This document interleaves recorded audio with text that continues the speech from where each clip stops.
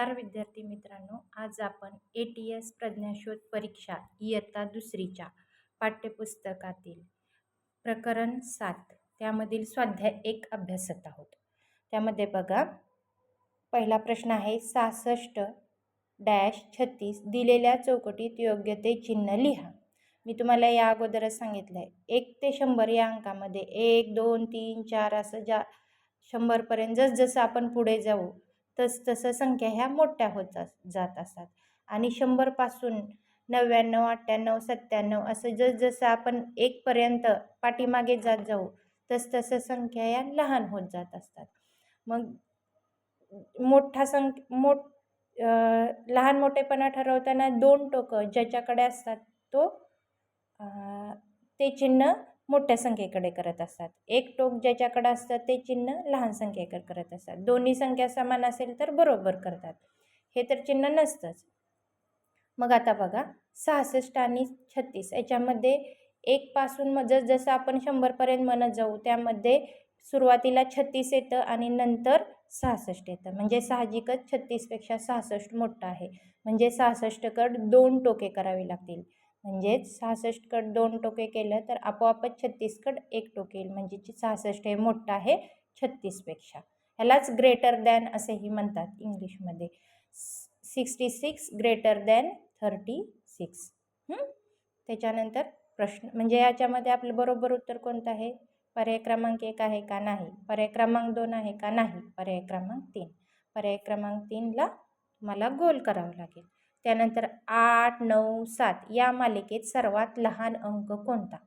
म्हणजे याचा अगोदर आता हे 8, 7, 9, 7 याच्यामध्ये डायरेक्ट आपल्याला 7 हा अंक लहान आहे हे समजतो. सर्वात लहान अंक विचारलेला आहे. म्हणजे 1, 2, 3 असं 10 पर्यंत म्हणत जाताना सुरुवातीला काय येतं? 7. म्हणजे साहजिकच 7 लहान आहे. नंतर 8 असतं म्हणजे 7 पेक्षा 8 मोठा आहे. 8 पेक्षा 9 मोठा आहे. सर्वात लहान अंक कोणता मिळाला आपल्याला? 7. म्हणजे पर्याय क्रमांक 2ला तुम्हाला गोल करावं लागेल.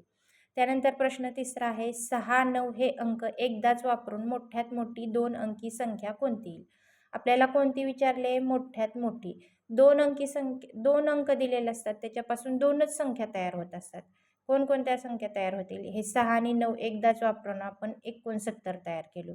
आणि 9 आणि 6 एकदाच वापरून 96 हे एक संख्या तयार केली. ह्याच्यापेक्षा आणखीन दुसरं काय तयार होत आहे का? एकदाच वापरायचे आहेत. मग तुम्ही 6, 6 दोनदा, 9, 9 दोनदा असं वापरू शकत नाही. मग 2च संख्या तयार झाल्या. त्यात आपल्याला कोणती विचारली आहे? मोठ्यात मोठी. मोठ्यात मोठी कोणती असणार? 9 वर 6 96. 96 पर्याय किती नंबरला आहे? 1 नंबरमध्ये 69. म्हणजे चूक आहे. 66 चूक आहे. 60 असणार आहे का? 0 हा संख्येतच दिला नाही तर त्या अंकामध्ये दिला नाही. म्हणजे हा पर्याय क्रमांक 3 पण चुकीचा आहे. 96 म्हणजे पर्याय क्रमांक 4च बरोबर आहे. मोठ्यात मोठी विचारली म्हणून 96. जर आपल्याला लहानात लहान संख्या विचारली असती 2 अंकी तर 69 हे उत्तर आपल्याला लिहावं लागलं असतं. त्यानंतर खालील पर्यायातील लहान संख्या कोणती? आपल्याला कोणती विचारली आहे? लहान. आणि कसं असतं 1 पासून 100 पर्यंत जसं पुढं जाईल तसं संख्या मोठ्या होत असतात. आणि 100 पासून 99, 98, 97 असं अलीकडे 1 पर्यंत जसं पाठीमागे येऊ तसं संख्या लहान होत असतात. मग 39, 84, 47 आणि 97 ह्याच्यामध्ये सुरुवातीला 1 ते 100 मध्ये काय असतं? 3वर 9 39 असतं का नाही? 39 30ची लाईन झाल्यानंतर आपण 40ची, त्यानंतर 80ची, नंतर 90ची अशी लाईन म्हणत असतो. म्हणजे सर्वात लहान संख्या कोणती? 39. म्हणजे पर्याय क्रमांक 1ला तुम्हाला गोल करावं लागेल. खालील पर्यायातील सर्वात मोठी संख्या कोणती? काय विचारलेलं आहे? मोठी. लहान नाही. वर लहान संख्या विचारली होती, इथं मोठी संख्या विचारलेली आहे. खालील पर्यायातील सर्वात मोठी संख्या कोणती? 90, 52, 95, 99. आता 52 तर येणार नाही साहजिकच. 50च्या पुढचे ती आणि 60च्या आतल्या. आता ह्या तिन्ही पण संख्या 90च्या लाईनमधल्या आहेत.